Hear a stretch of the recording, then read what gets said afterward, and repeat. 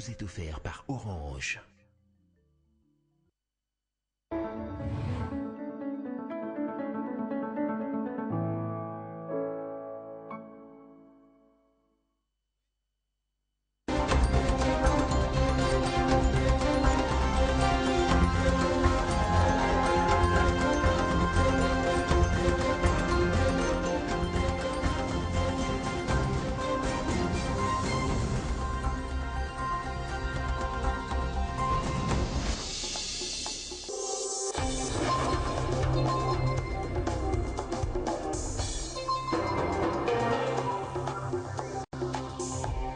Après des hommages rendus dans la capitale congolaise, la dépouille de Banza Mukela est arrivée ce vendredi à Lubumbashi. Les notables venus de tout le coin de l'ex-Katanga et de la population ont envahi l'aéroport pour lui rendre un hommage. À leur tour, l'inhumation n'interviendra que dimanche. Un sommet électoral s'est ouvert ce vendredi à Kinshasa entre la Commission électorale nationale indépendante de la RDC et celle de la Corée du Sud. Ce sommet vise un partenariat technique et technologique en matière des élections entre les deux pays. Et puis la première dame Olive Lembe Kabila a inauguré ce vendredi le centre des chirurgies pédiatriques de l'hôpital Ngaliema. Désormais, il prendra en charge la plupart des pathologies chirurgicales pédiatriques, lesquelles sont très spécifiques et différentes des celles de l'adulte. Nouvelle édition du journal, bienvenue à tous et merci d'être avec nous sur Télé 50. On commence cette information d'abord avec le facilitateur du dialogue national et inclusif, le Togolais Edem Kodjo a mis en place un groupe de travail qui entre en œuvre ce vendredi. C'était au cours d'une conférence de presse ce vendredi à Kinshasa. Par la même occasion, Edem Kodjo a fait savoir que l'opposition reste toujours divisée sur sa participation à ces assises. L'UDPS qui lui avait promis depuis le 8 mars le dépôt d'une liste commune de l'opposition pour le comité préparatoire ne lui a rien toujours remis. Nous y reviendrons évidemment dans nos prochaines éditions.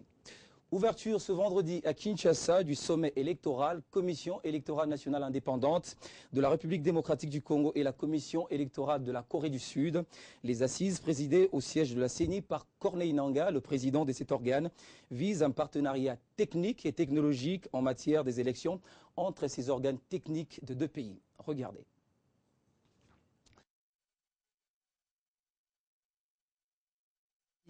Les membres de la délégation sud-coréenne. De ce nombre, le secrétaire général de l'Association mondiale des organes de gestion des élections et le président de la commission électorale de la Corée du Sud, ainsi que l'ambassadeur sud-coréen à Kinshasa. En face d'eux, les membres du bureau et ceux de l'Assemblée plénière de la Commission électorale nationale indépendante, avec à leur tête Corneille Nangaa, le président de cette institution. D'abord, la présentation pour les hôtes des dispositions légales sur les 11 scrutins prévus par la loi, sans oublier les préalables essentiels pour leur organisation. À la presse, le président de la CENI donne les raisons de cette visite et surtout de ces sommets. Il est arrivé dans le cadre du protocole d'accord qui nous lie qui lie la Commission électorale nationale indépendante de la RDC à la Commission sud-coréenne. Et c'est dans ce sens qu'il est venu pour la mise en œuvre de certaines orientations qui ont été prises, entre autres sur le renforcement des capacités, sur les études stratégiques qui peuvent nous lier, qui nous mettent ensemble, mais aussi et surtout pour la question de la transmission rapide et sécurisée des données électorales. Ensuite, c'est la présentation à la délégation sud-coréenne des attentes de la Commission électorale nationale indépendante en termes d'échange d'expérience sur le plan technique et technologique, les différentes préoccupations de la délégation sud-coréenne en rapport avec l'utilisation par la CENI des nouvelles technologies de l'information dans la transmission rapide des résultats des élections ont trouvé des réponses auprès du secrétaire exécutif national. Le clou de la journée, c'est la présentation de l'organisation du Centre de traitement national et de la direction des télécommunications de la centrale électorale, sans oublier les logiciels suivis des échanges très fructueux. Dans l'actualité également, à l'Assemblée nationale, les députés ont examiné ce vendredi les modifications devant être portées à la loi portant organisation des élections de la base au sommet. Le rectificatif de cette disposition porte sur l'enrôlement de nouveaux majeurs, le recensement des Congolais de l'étranger, la problématique des détentions de cartes des personnes de nationalités étrangères. En deuxième lieu, le gouverneur de la Banque centrale a présenté sa réplique sur le dysfonctionnement de la BIAC. Les projets de loi modifiant et complétant la loi portant organisation des élections présidentielles, législatives, provinciales, urbaines, municipales et locales a été présenté ce vendredi par le vice-premier ministre et ministre de l'Intérieur, Évariste Bouchab. Les modifications envisagées portent sur le recensement des Congolais de l'étranger, l'enrôlement de nouveaux majeurs et la problématique de la détention des cartes d'électeurs par les étrangers. Parmi ces contraintes figure tout naturellement la mise à jour du fichier électoral, impliquant selon les nouvelles aspirations convergentes de la classe politique, à savoir l'intégration des nouveaux majeurs, la prise en compte des Congolais vivant à l'étranger et l'élimination des enrôlés décédés. À huis clos, le gouverneur de la Banque centrale a présenté sa réplique aux questions posées par la représentation nationale sur la situation de la BIAC. Mais le gouverneur de la Banque lui-même, il s'était un peu contredit. Parce qu'il a dit qu'il a écrit depuis qu'il est arrivé, il a écrit 9 lettres pour dire à la BIAC, voilà ce que vous devez faire. Mais la BIAC n'a jamais réagi. Mais tout d'un coup, comme un cheveu dans la soupe, il dit que c'est de la responsabilité du gouvernement d'avoir refusé de donner l'argent à la BIAC. Analyse faite, la situation actuelle de la BIAC est la résultante de plusieurs facteurs internes. La Banque centrale est une entreprise. Si elle a l'argent, en tant qu'entreprise, elle peut donner à la BIAC. Mais s'il doit aller prendre l'argent de l'État pour donner à la BIAC, il faut que nous soyons sécurisés, que notre argent ne va pas disparaître. La problématique de la BIAC, après avoir été examinée en plénière, la Chambre basse du Parlement congolais devra formuler des recommandations pour le redressement de la situation. Le service de protocole. La dépouille de Baudouin Banza-Moukalay est arrivée ce vendredi dans la province du Haut-Katanga, à Lubumbashi, sous les auspices du gouverneur du Haut-Katanga, Jean-Claude Kazembe. Les notables venus de tout le coin de l'ex-Katanga et la population ont envahi l'aéroport pour rendre hommage à cet élu de la ville cuprifère. Le corps de l'ancien ministre de la Culture et Arts a été exposé à l'esplanade du bâtiment du 30 juin avant l'inhumation qui interviendra dimanche prochain. Le détail avec notre correspondant sur place, José Mouyumba. C'est sous un torrent de larmes que l'appareil transportant la dépouille mortelle de Baudouin Banza-Moukalay Nsungu a atterri à l'aéroport international de Luano. C'était en début d'après-midi de ce vendredi 20 mai 2010. Au pied de l'avion, en plan, avait le gouverneur de la province du Haut-Katanga, Jean-Claude Kazembe Moussonda. Très affecté, il s'est même refusé les honneurs militaires à son arrivée sur le lieu.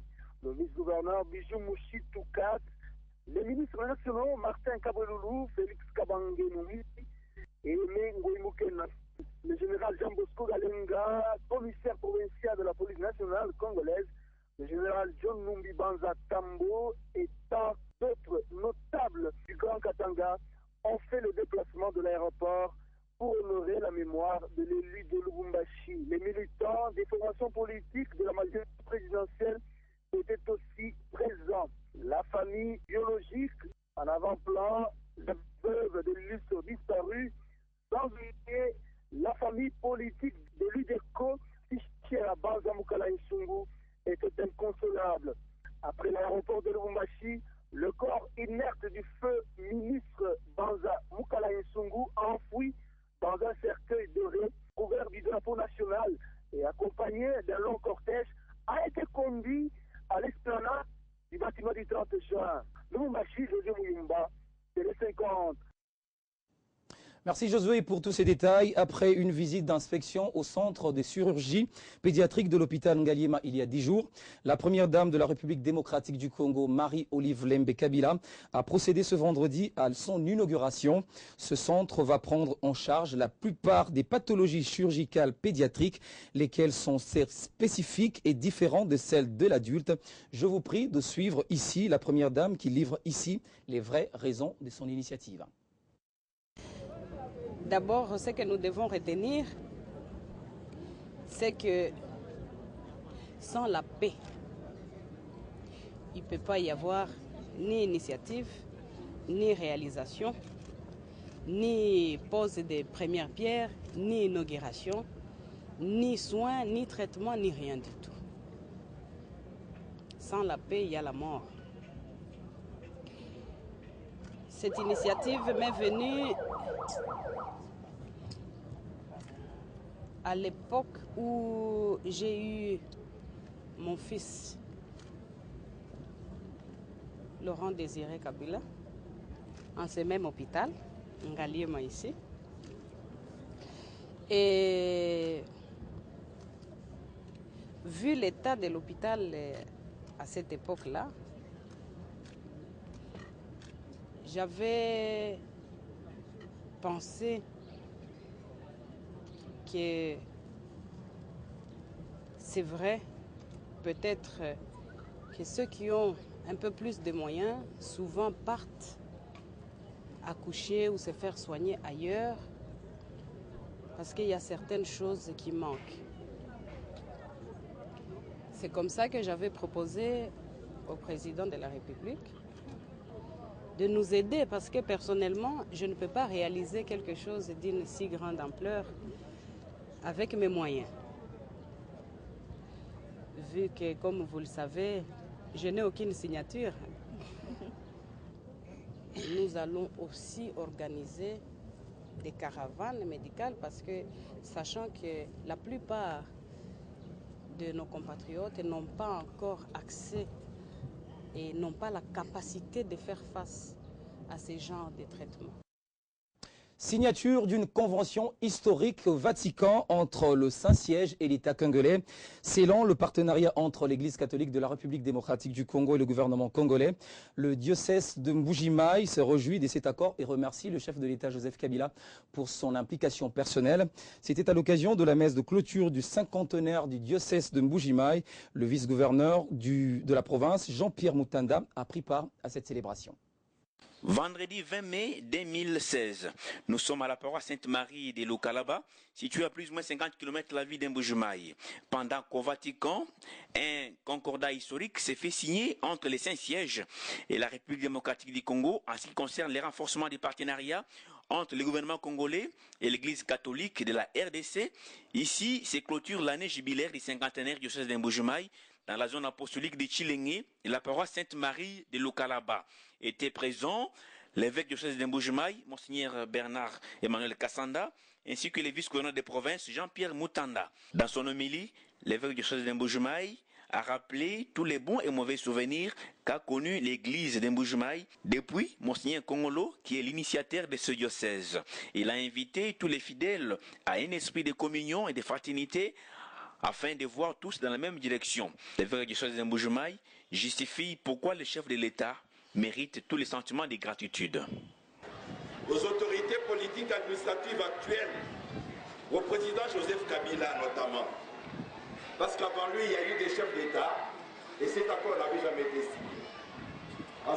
Cette fois-ci, l'accord a été accepté parce que le chef de l'État, ayant consulté le ministère de la Justice, a daigné accorder que l'État congolais signe cet accord avec l'Église universelle, mais pour la CENCO. Le vice-gouverneur Jean-Pierre Mutanda, qui a participé à cette action de grâce, remercie ici le chef de l'État pour avoir concrétisé les soucis qu'a toujours animé l'Église catholique du Congo-Kinshasa. Place à présent à un sondage d'opinion publié par l'Institut Le Point. Il concerne donc les activités des ministres qui ont marqué le mois de mai 2016. Le baromètre du gouvernement n'a pas subi de changements significatifs. Justin Kalumba et Michel Bongongo tiennent la tête de Top 10. À la veille du dialogue national qui constitue une occasion pour le fils et filles du Grand Congo de trouver des solutions valables pour la tenue des élections crédibles et apaisées et démocratiques, le baromètre du gouvernement sur les activités des ministères n'a pas subi de changements significatifs pour le mois d'avril, constate l'Institut Le Point. Parmi les faits marquants, on note l'acquisition du 10e bombardier Ki-400 de la compagnie nationale Congo Airways. Pour la première fois, la première place du sondage est un fauteuil pour deux. occupé par le ministre de Transport Justin Kalumba Mwanangongo et son homologue du budget Michel Bongongo. Ils sont respectivement crédités des 75% d'opinions favorables. Dans le secteur de transport, on observe un mouvement cyclique mensuel, la réception de l'aéronef bombardier Ki-400 acquis sur fonds propres du gouvernement afin de soulager les Congolais usagers des lignes aériennes et pour éviter les accidents aériens. Au ministère du Budget, Michel Bongongo s'est concentré depuis sa prise de fonction à trouver des solutions aux problèmes sociaux, dont la paye des fonctionnaires de l'État, jusqu'à récupérer plus de 50 millions de reliquats au niveau de banques commerciales. La deuxième place, avec 71%, est occupée par le fait ministre de la Culture et des Arts, Baudouin Banza-Mukalayi, qui a fait une entrée surprenante à la suite de l'organisation réussie des obsèques de Papa Wemba. Décédé samedi dernier, il laisse donc au sein de l'opinion une image positive. Félix Kabange-Numbi revient à la troisième marche du podium avec 66%, grâce à sa riposte contre la fièvre jaune en RDC. Les sondés lui reconnaissent le renforcement de la surveillance sanitaire dans les frontières de la RDC. Classé quatrième avec 65%, Willy Makiashi, vice-premier ministre et ministre à l'Emploi, voit sa cote grimper de 5% grâce à son actif dans le programme Emploi diplômé qui vise à résorber le problème de chômage des jeunes. Côté 64% est classé 5e. Raymond Tshibanda, ministre des Affaires étrangères, n'est déplaît au Quinois. Au contraire, il note avec satisfaction ses différentes interventions dans les grandes réunions internationales et les retombées dans les relations entre la RDC et ses partenaires étrangers. Le ministre de la Justice Alexis Tambwe Mwamba revient dans le baromètre grâce à ses interventions dans l'affaire mercenaire dans le Katanga, dont le principal accusé Moïse Katumbi est inculpé et placé sous mandat d'arrêt. Il se poste alors à la 6e marche avec 61%. Théophile Bemba, Lambert Mende et Modeste Batilukwebo complètent ainsi le podium. Le développement économique de la province du Lualaba passe inévitablement par le tourisme. C'est dans cette optique que le ministre du Tourisme Elvis Moutiri, accompagné du gouverneur Richard Mouyej, a procédé au lancement de l'asphaltage de 30 km sur un tronçon de 100 km conduisant au site touristique de Wansela. La jeune province du Lualaba l'a bien compris. Pour son développement, en plus de l'agriculture, le tourisme constitue un aspect d'importance considérable. Il faut vite passer à l'action. Voilà l'essence du coup d'envoi des travaux de réhabilitation de 100 km de routes asphaltées, dont le premier axe de 30 km compris entre la ville de Kolwezi et la cité de Wansela a été donné par le ministre du Tourisme Elvis Moutiri. À l'occasion, une cérémonie a été organisée en présence de plusieurs personnalités, tant politiques, religieuses que diplomatiques, avec en ouverture une prière de circonstance dite par l'évêque de Kolwezi.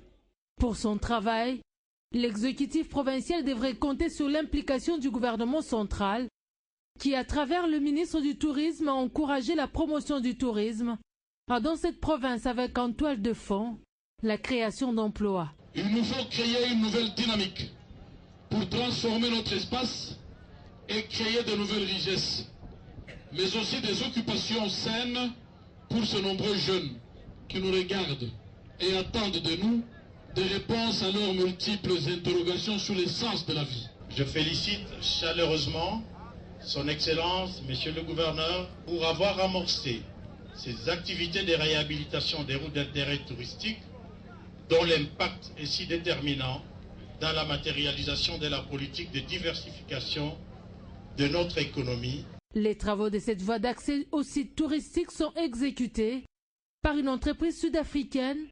Une fois terminés, ces travaux permettront de diversifier l'économie de la province. Dans le Haut-Katanga, le gouverneur Jean-Claude Kazembe vient de doter la population de la commune de Katouba d'un transformateur après plus d'un mois passé dans le noir. Les habitants de cette partie de la ville cuprifère ont enfin poussé un ouf de soulagement après tant de jours dans le noir.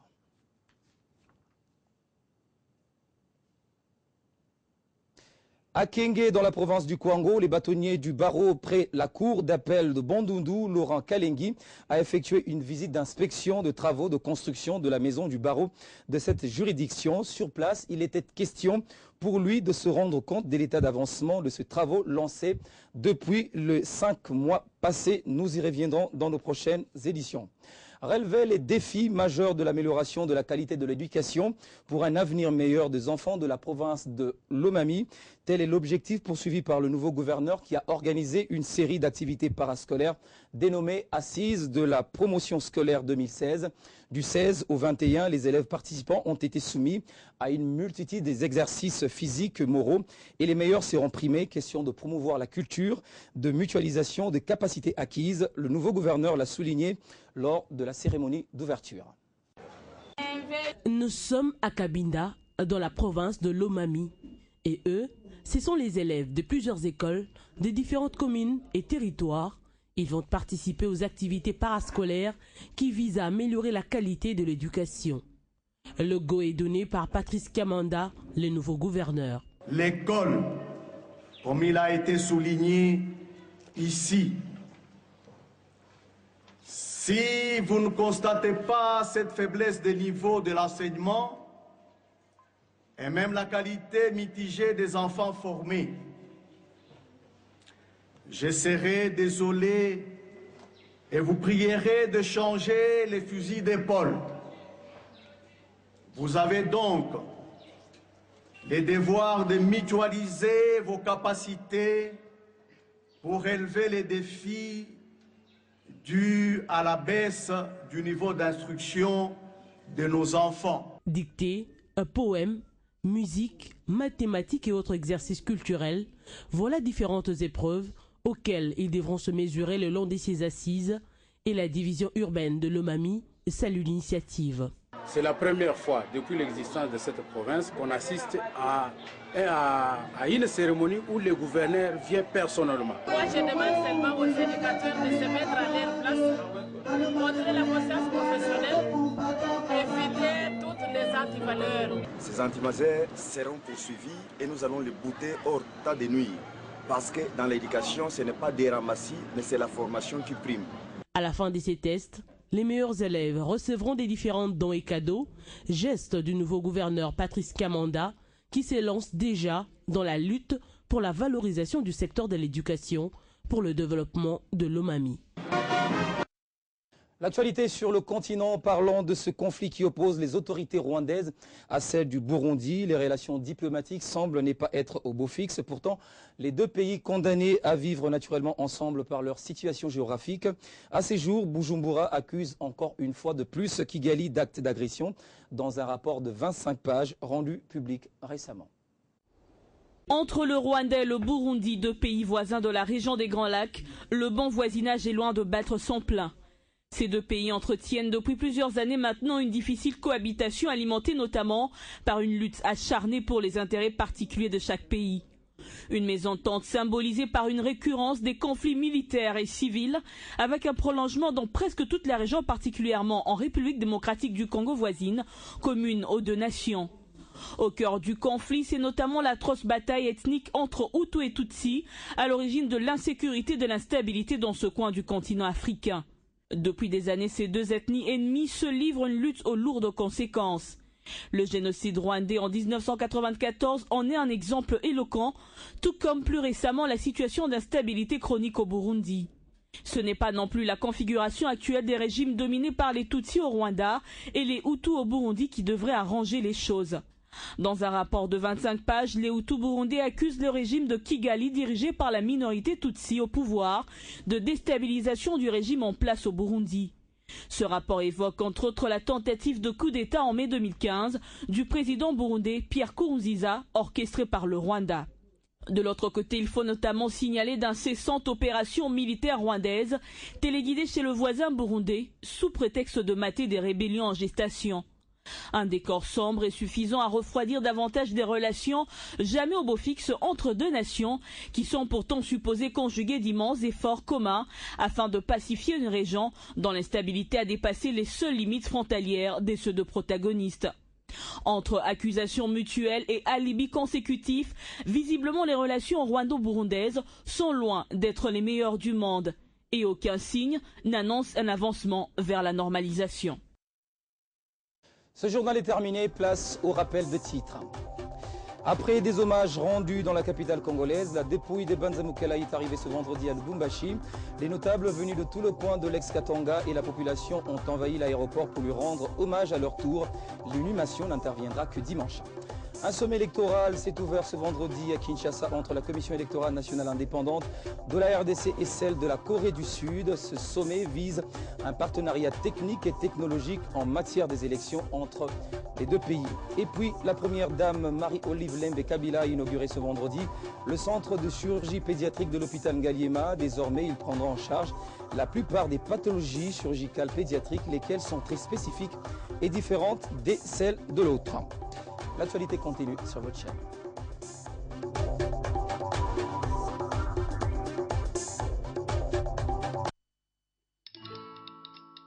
Dans la vie, nous avons tous des rêves, objectifs et aspirations. Vos projets d'avenir ainsi que ceux qui vous sont chers dépendent des choix que vous effectuez aujourd'hui. C'est pourquoi la Raobank a créé Renaissance, le nouveau compte d'épargne qui vous propose un meilleur taux rémunérateur à court et à moyen terme. Ainsi, vous pourrez suivre l'évolution des intérêts générés par votre épargne et assurer un avenir meilleur à vos projets les plus chers. Raobank is my bank.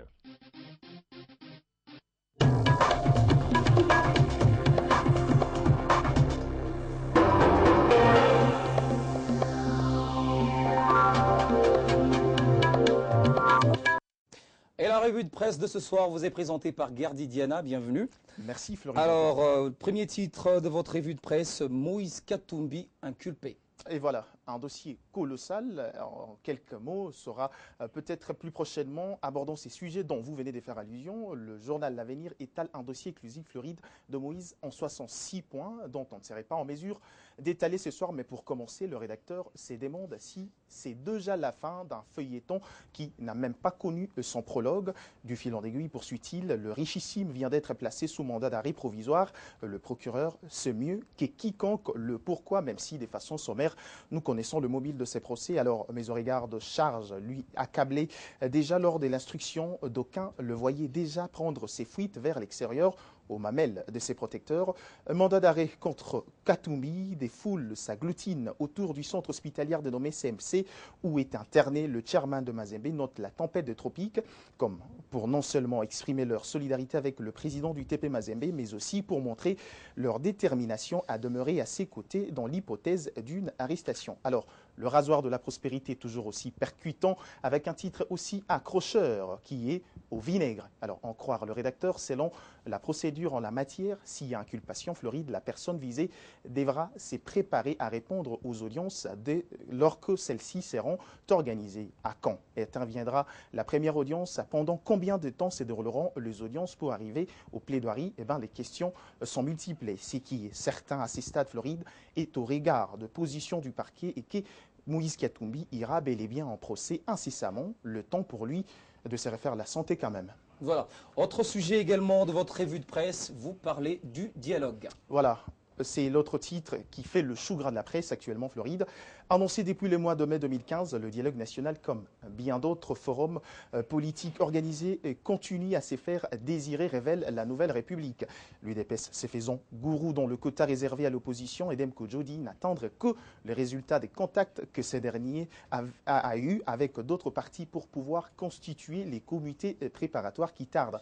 Alors, sur la table, le facilitateur reconnaît avoir la liste de la majorité et celle de la société civile dont le groupe de travail vient d'être mise sur pied, mais on apprend quand même de Forum des As que Bruno Tshibala dénonce ou donne encore des gages pour ce dialogue. Alors il s'agit de l'envoyé spécial des USA, de l'OIF, de l'Union européenne, de l'ONU et de l'Union africaine. L'autre condition, Floride, se rapporte à la garantie de bonne fin. Pourquoi de bonne fin? Car selon Bruno Tshibala, il n'y a que la communauté internationale qui a le moyen diplomatique d'offrir des garanties de bonne fin à ces assises. C'était le cas avec le dialogue intercongolais dont les résolutions ont été appliquées grâce au comité international d'accompagnement de la transition, alors qu'au plus près de nous, les recommandations de concertation nationale sans garantie internationale ont connu une application fragmentée. Alors, pour poursuivre, Bruno Tshibala avance que dès que ces conditions seront remplies, à la minute qui suit, le président Tshisekedi enverra donc la liste de 12 membres de l'opposition, retenus bien évidemment pour le comité préparatoire.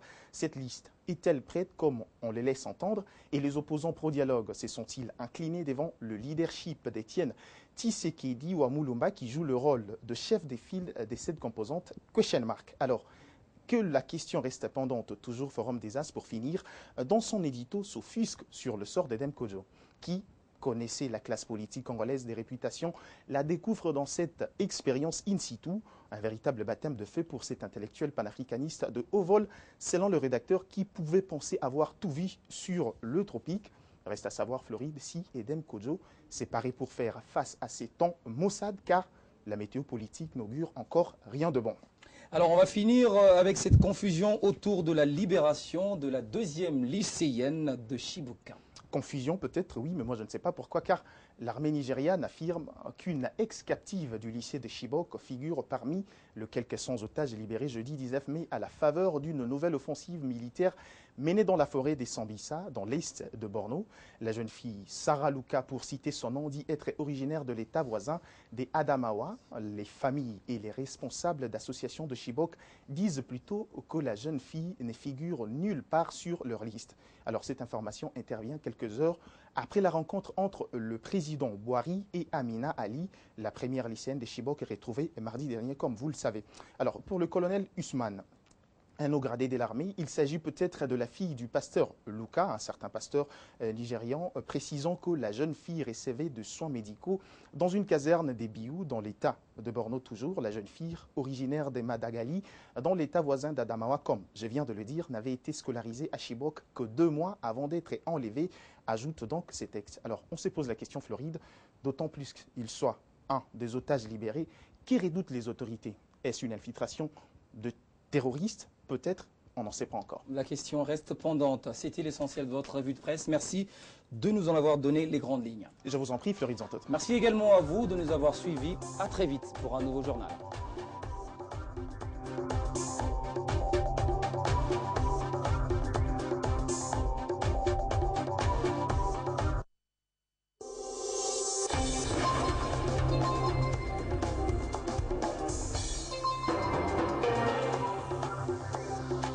Ce programme vous a été offert par Orange.